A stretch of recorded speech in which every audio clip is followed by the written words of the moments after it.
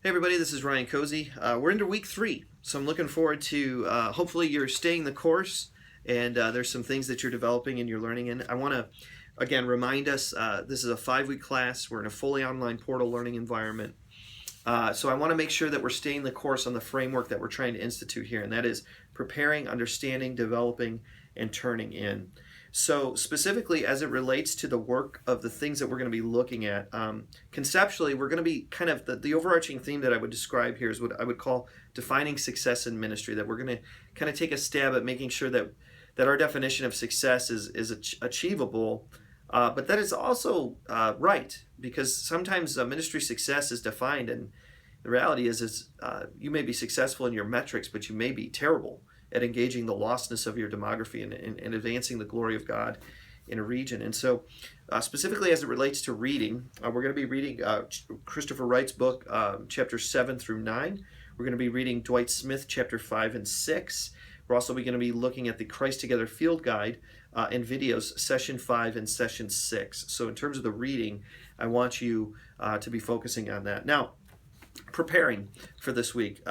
You may have a very clear definition of what success is in your mind before you read this material. So I want you to call that to mind. The things that you already, I want you to reflect on the things that you already think about as it relates to success in ministry.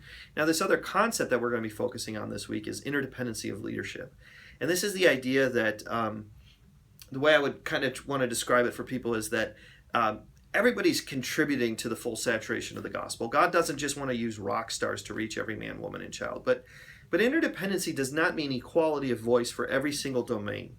And that's something that I think specifically, that as I'm a practitioner in ministry, I see this regularly, that when people look at this phrase interdependency of leadership, they think everybody has an equal voice and an equal say on every topic. And that's foolishness. Interdependency does mean that people have something to say. It doesn't mean that everybody has the same weight with regard to what it is that they have to say. You may not be an expert at something. You may not be, I mean, just thinking of the fivefold gift of ministry in terms of Ephesians, the apostle, the prophet, the evangelist, the shepherd, teacher. If we're talking about something that's specifically focused on evangelization, I'm going to focus on, probably provide a little bit more weight on what the evangelist has to say, as opposed to maybe what somebody who's more shepherd-oriented has to say. But if it's something regarding to the teaching of a specific text, I'm probably going to be leaning on the shepherd-teacher to provide me with information there, maybe more so than the evangelist. So interdependency doesn't mean equality across the board. And I want to make sure that you're thinking about that. But as in regard to the framework, I want you to prepare your minds this week to be thinking about the things that you've already known about success in ministry and your definition of success. And maybe that definition is going to change this week. I don't know.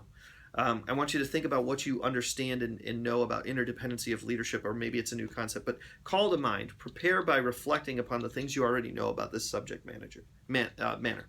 I want you to begin to understand new ideas. And specifically, I'm going to focus this week on what Dwight has to say about interdependency in the church, and that's chapter 5. But I also want to focus on chapter 6 and how he defines success. Dwight is huge on the redefinition of success. And he's pretty harsh in his writing to some ministries and some denominations. And the reality is perhaps the metrics of success are outdated. We more and more are looking at a post-Christian America. And so that should be shaping the way that we're defining success, and as we engage lostness in our geography.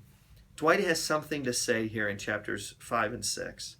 And my prayer is that you're going to take the time to begin to read and to discover and to investigate the new things that he's going to be saying to you. In addition to that, I want you to develop in your understanding.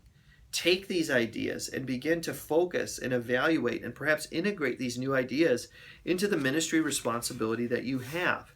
Okay, so we're preparing ourselves by what we already know and reflecting on those things. We're understanding based on the new readings of Wright and Smith and the videos that we'll see and the field guide that we'll experience, which deals with transformation in sessions 5 and 6 of Christ Together.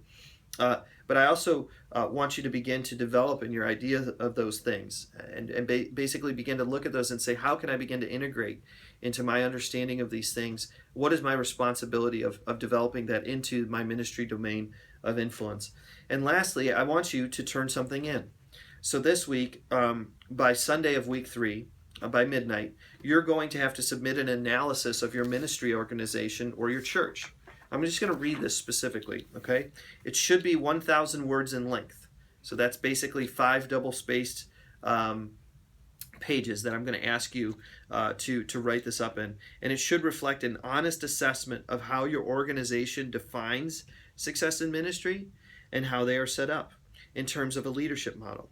I want you to provide a critique of the organization, whereby you examine if the way in which success in the organization in which interdependency of leadership is practiced and positions the organization toward actually being able to accomplish the goal of the mission, the vision, and the values of the organization.